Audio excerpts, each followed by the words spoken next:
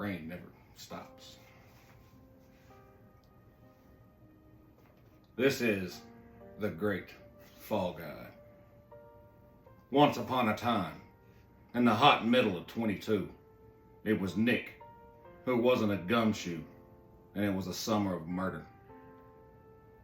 He was in the Fat Apple, fed up with dusty Midwestern pies for a penny.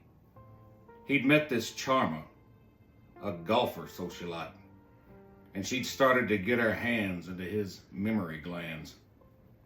He wasn't a flatfoot, but the war was over, and he was ready to drink. But they'd already outthought their new American thinker.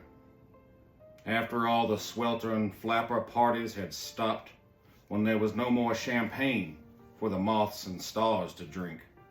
Daisy, our femme fatale, had left her cigarette on the carpet and the whiskey in the towel at the plaza. The last little party left on ice. She needed an American way out, and it jumped right in her lazy, tearful path. She hadn't gone to war, so she still had some killing to do.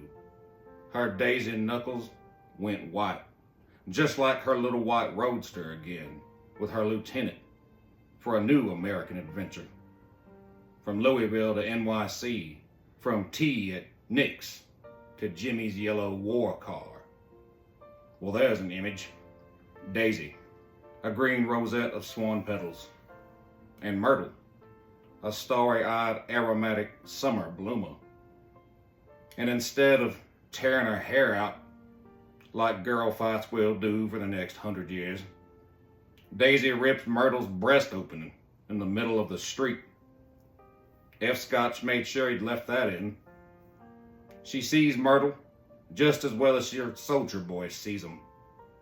Daisy sees her and knows who she is, her husband's mistress. And it goes with her own paramour lover without his pompadour. 2 triangles coming full Fitzgerald circle. Daisy knew from Jordan, who knew from Nick. And Nick, within and without, and all the sweaty jazz of a rented flat, and dog biscuits, and a bloody nose with his Yale buddy Tom, wink, wink. The St. Nick affair, concealing 2 affairs from each other. Daisy sees Myrtle and sees she can't have both Tom and Jay, so she chooses Tom and kills both their lovers with one big yellow stone. Running the numbers game in her mind and staying sharp from not drinking hard. She sees Myrtle. She sees that Jay will never let her go. So Daisy lets them both go. It's the last time she sees her Jaybird and goes home to conspire with Tom, the great cannon. They invite Jordan and Nick in, and the American plot thickens. Golf can't pay what Daisy can, and Jordan wanted some new dancing shoes for the fall.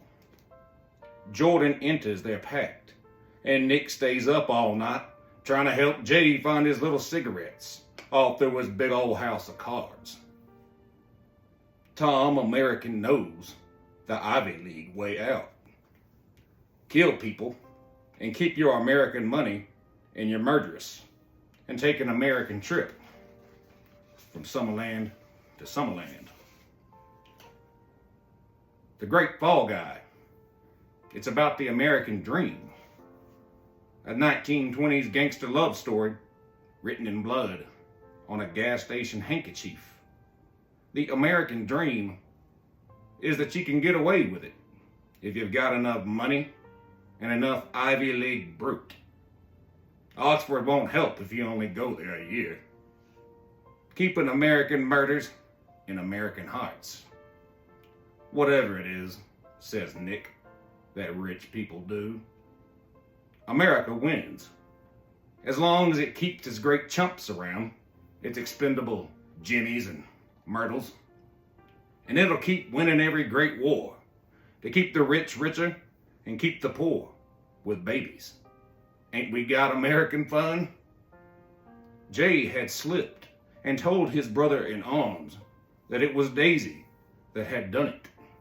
But neither realized that Daisy had done it on American purpose.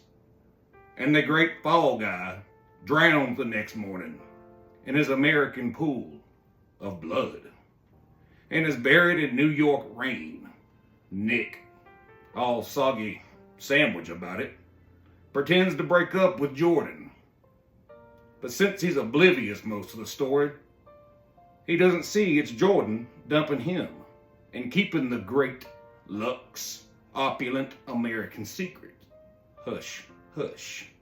Like the New York Godfather, reel of murders. And it's like the immigrant says, I love America. America wins the way it always wins. Plenty of killing. The Great Fall Guy. The great American novel. Tom wins.